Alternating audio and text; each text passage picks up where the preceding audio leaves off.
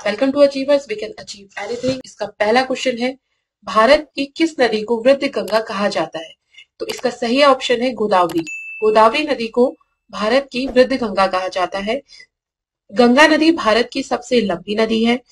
गंगा नदी भागीरथी और अलकनंदा से मिलकर बनती है और ये गोमुख गंगोत्री से निकलती है। अरब सागर में गिरने वाली नदियां हैं आपकी नर्मदा, ताप्ती, माही, साबरमती, पेरियार, मांडवी और जुआरी। दक्षिण की गंगा है आपकी गोदावरी। गोदावरी को दक्षिण की गंगा कहते हैं और ये प्रायद्वीपीय भारत की सबसे बड़ी नदी है। बंगाल की खाड़ी में गिरने वाली कुछ नदियां हैं जैसे कि स्वर्णरेखा, वैतरणी, ब्रह्माणी, गोदावरी, कृष्णा, महानदी, कावेरी, ये सभी बंगाल की खाड़ी में गिरती है। गंगा नदी को 2008 में राष्ट्रीय नदी का दर्जा मिला था और सन 2017 में उत्तराखंड हाईकोर्ट ने गंगा व यमुना दोनों नदियों को जीवित मानव का दर्जा दिया था। जीवित मानव का दर्जा सन 2017 में। विश्व की सबसे लंबी नदी है नील नदी, जो कि अफ्रीका में बहती है। अगला प्रश्न है, कौन सा बौद्ध धार्मिक ग्रंथ संस्कृत में लिखा गया है? ऑप्शन है महावंश, दीपवंश, दिव्यादान, मिलिंद पन्नु। तो इसका सही आंसर है दिव्यदान। ये चारों ही ग्रंथ आपके बौद्ध ग्रंथ हैं, लेकिन महावंश, दीपवंश और मिलिंद पन्नु पाली भाषा में लिखे गए हैं। बौद्ध धर्म के संस्थापक महात्मा बुद्ध थे, जिन्होंने अपना पहला उपदेश सारनाथ में दिया। और बौद्ध धर्म में त्रिपिटक भी बड़े ही महत्वपूर्ण है। ये भी ग्रंथि हैं। इनके नाम है सुत्त पिटक, विनय पिटक और अभिधम्म पिटक। अगला प्रश्न है, भारत का सबसे लंबा राष्ट्रीय राजमार्ग कौन सा है? ऑप्शन है NH1, NH8, NH44 और NH11। सही ऑप्शन है NH44। यह है आपका श्रीनगर से कन्याकुमारी तक। NH1 है आपका नई दिल्ली से अटारी तक और NH8 है आपका दिल्ली से बॉम्बे तक और NH11 है आपका आगरा से बीकानेर तक। अगला प्रश्न है, किस सूफी संत को चिरागे दहलवी कहा जाता है? इसका सही आंसर है निजामुद्दीन औलिया। भारत में सूफी संप्रदाय की स्थापना हुई थी दिल्ली सल्तनत के समय पर। इसमें कई सारे सिलसिले आए, जिनमें से 4 सिलसिले मुख्य हैं, यानी संप्रदाय।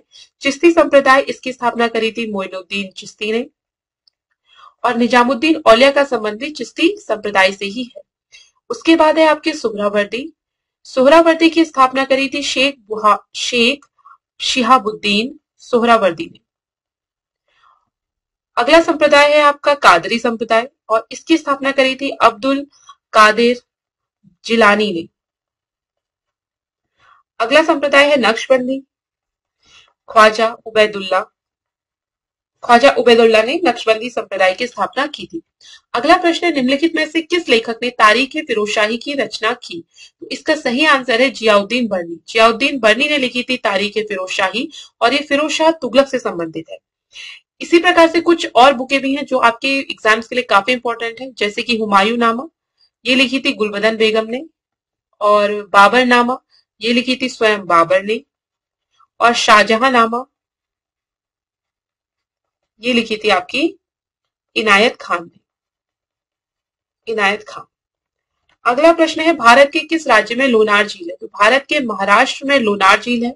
कुछ और झीलें भी इंपॉर्टेंट है, जैसे कि सांभर झील आपके राजस्थान में है, चिल्का झील उड़ीसा में है, पोलेरो झील आंध्र प्रदेश में है, रुद्र सागर झील त्रिपुरा में है, लोकटक झील मणिपुर और दिबोर बिल ये है आपकी असम में और वुलर झील है आपकी जम्मू कश्मीर में और हरीके झील है आपकी पंजाब में।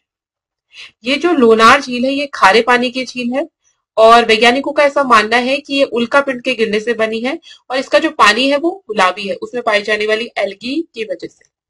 अगला प्रश्न है, किस देश से मौलिक कर्तव्यों को लिया गया है? सही ऑप्शन है सोवियत संघ।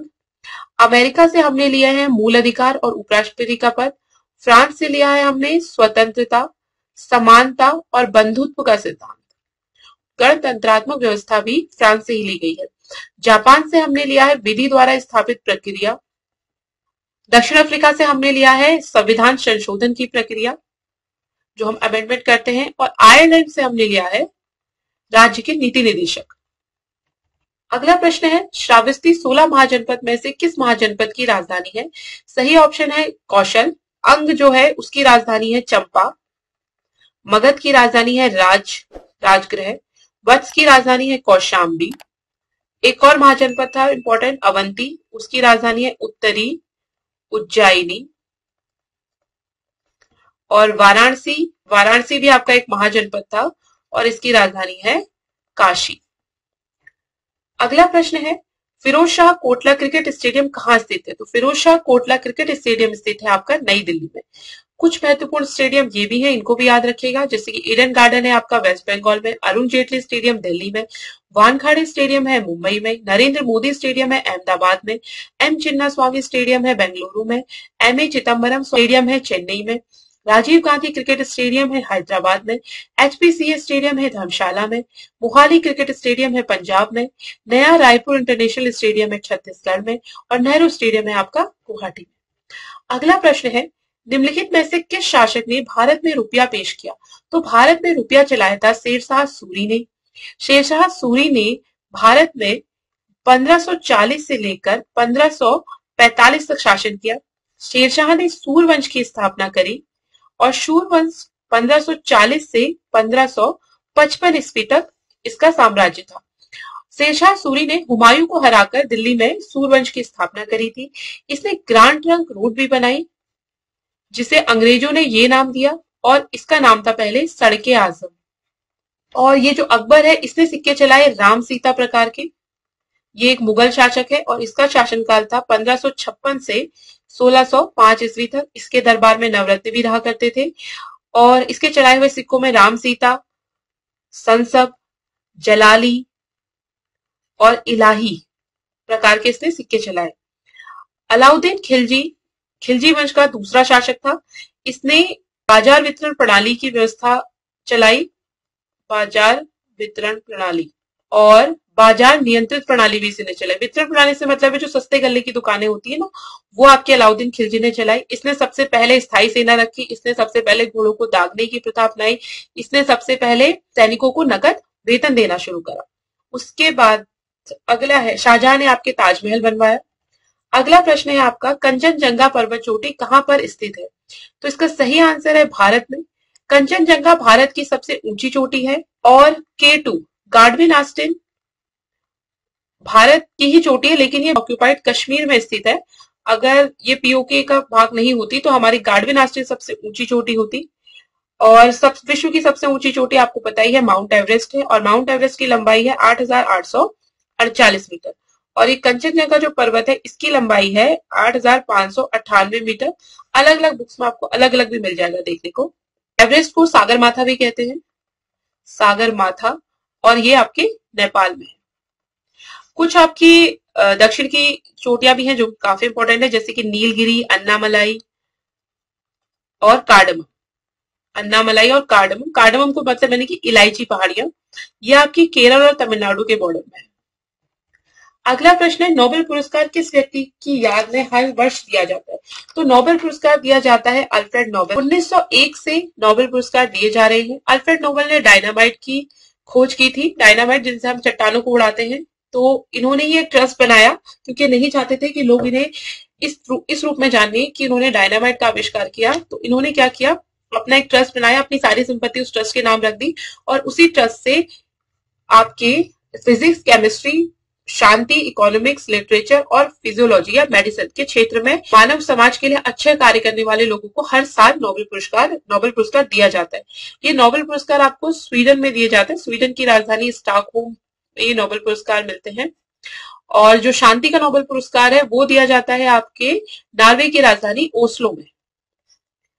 और इससे संबंधित कुछ और फैक्ट है, ये आप देख सकते हैं कि भारत में सबसे पहले जो नोबेल पुरस्कार है वो किनको मिला, यानी कि किन किन भारतीयों को नोबेल पुरस्कार मिल चुका है। तो सबसे पहले थे रविन्द्रनाथ टैगोर, इन्हें लिटरेचर में मिला। फिर आपके श्री चंद्रशेखर वेंकट रमन, हरगोविंद खुराना, मदर टेरेसा, सुब्रमण्यम चंद्रशेखर, अमृत सेन, श्री विद्याधर सूरज प्रसाद नैपॉल, वेंकट रमन रामकृष्णन, कैलाश सत्यार्थी और अभिजीत विनायक बनर्जी, इन लोगों को अब तक नोबेल पुरस्कार मिल चुका है। ये सभी भारतीय हैं।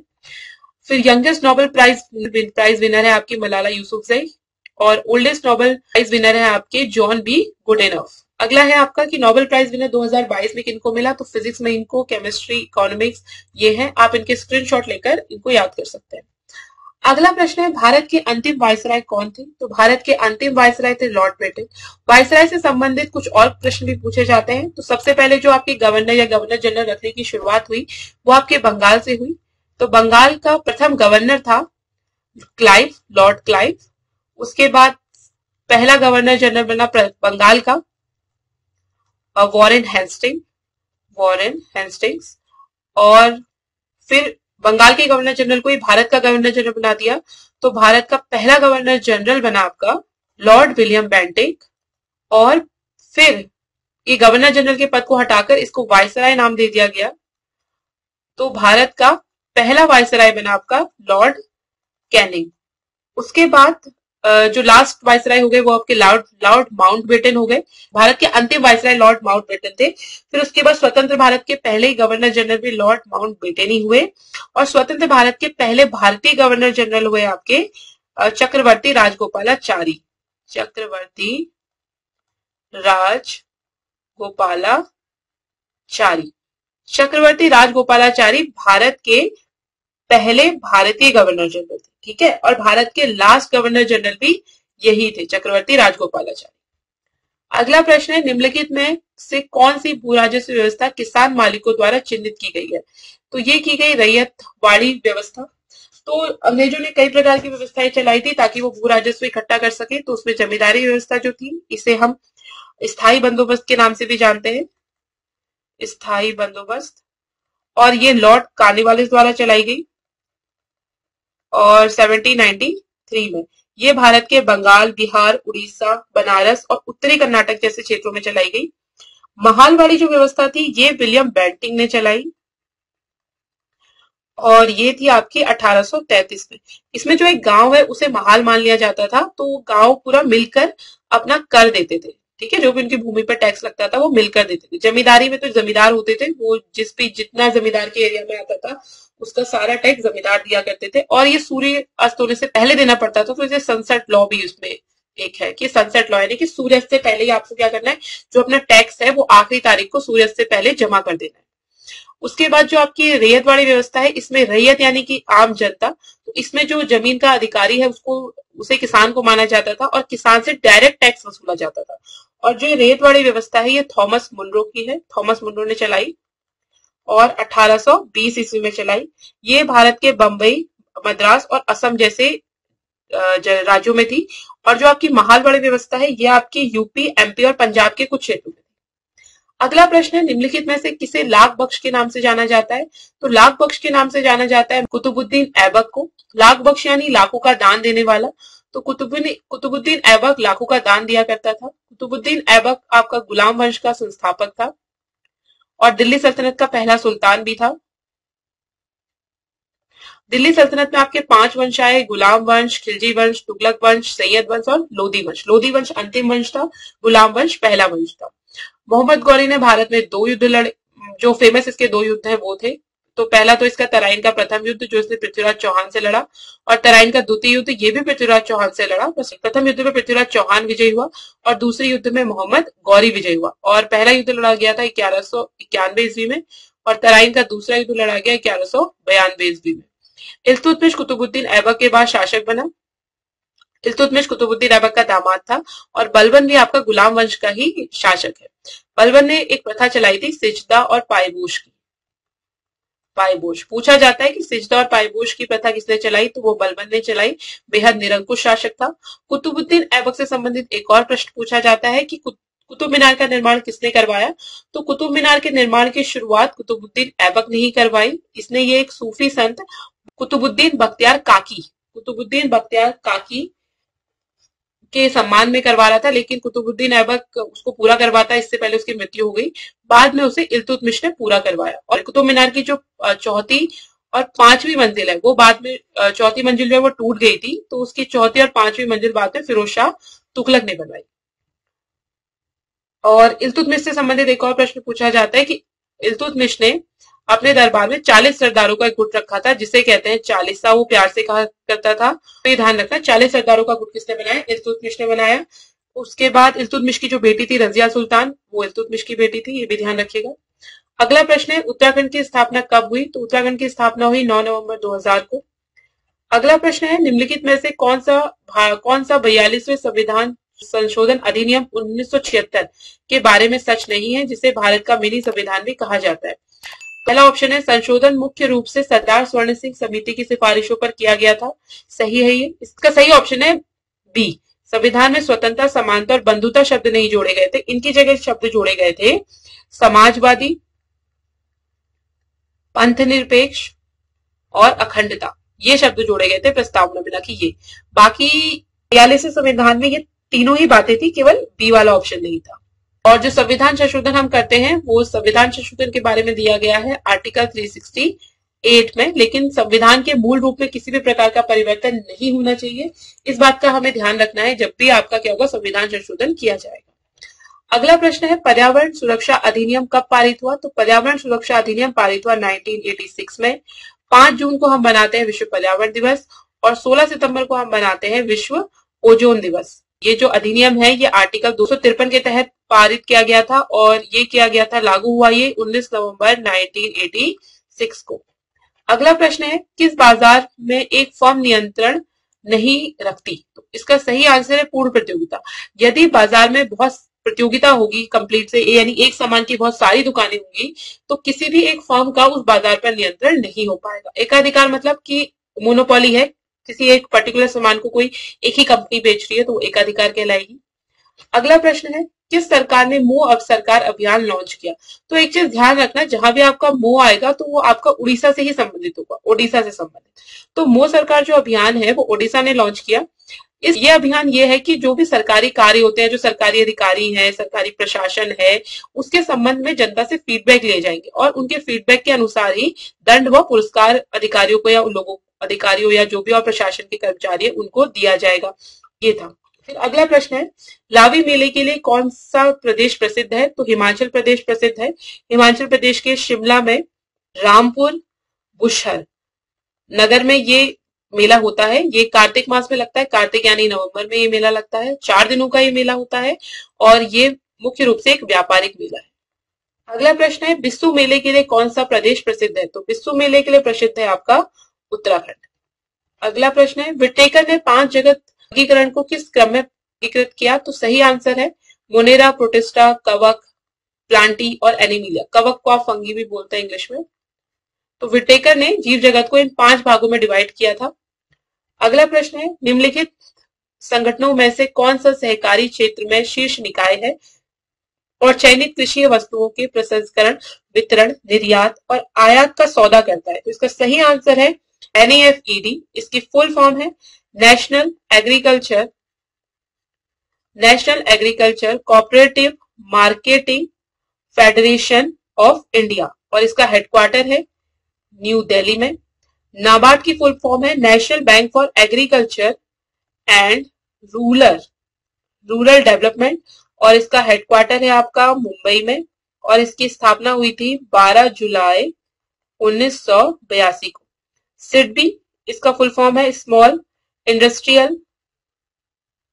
Industries development bank of India. इसकी स्थापना हुई थी 2 अप्रैल 1990 को और इसका हेडक्वार्टर है लखनऊ में और इसे RBI ही रेगुलेट करती है।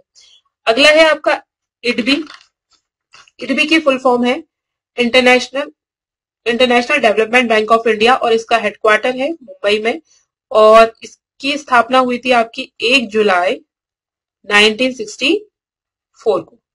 अगला प्रश्न है एस विजय लक्ष्मी किस खेल से संबंधित है? तो ये चेस यानी कि शतरंज से संबंधित है। अगला प्रश्न है अंतर्राष्ट्रीय शिक्षक दिवस कब मनाया जाता है? तो 5 अक्टूबर को अंतर्राष्ट्रीय शिक्षक दिवस मनाया जाता है और 5 सितंबर को नेशनल टीचर्स डे मनाया जाता है। अगला प्रश्न है उत्तराखंड राज्य में दून किसे कहते हैं? तो उत्तराखंड राज्य में दून कहते हैं संरचनात्मक घाटियों को। इसी में एक नगर बसा है आपका उत्तराखंड का जिला देहरादून। अगला प्रश्न है नर व नारायण पर्वतों के मध्य क्या स्थित है? तो ये स्थित है आपका बद्रीनाथ। ये फूलों की घाटी, जोशीमठ, तपोवन, बद्रीनाथ ये सारे आपके चमोली में ही है। एक और प्रसिद्ध जगह है केदारनाथ, ये है आपकी रुद्रप्रयाग में। बद्रीनाथ के पास एक नदी बहती है जिसका नाम है अलकनंदा। इसी नदी के किनारे पे ये मंदिर बसा हुआ है। अगला प्रश्न है, भारत देश जब स्वतंत्र हुआ तब टिहरी रियासत के शासक कौन थे?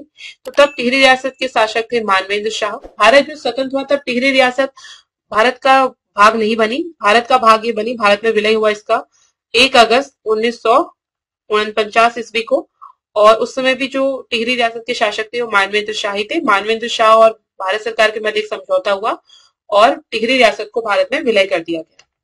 अगला प्रश्न है, प्रसिद्ध पर्यटन स्थल खिरसू उत्तराखंड के किस शहर में स्थित है? तो ये है आपके पौड़ी गढ़वाल में स्थित है और ये एक पर्यटन स्थल है। और इसी के साथ मैं लेती हूँ अलविदा। Thanks for watching.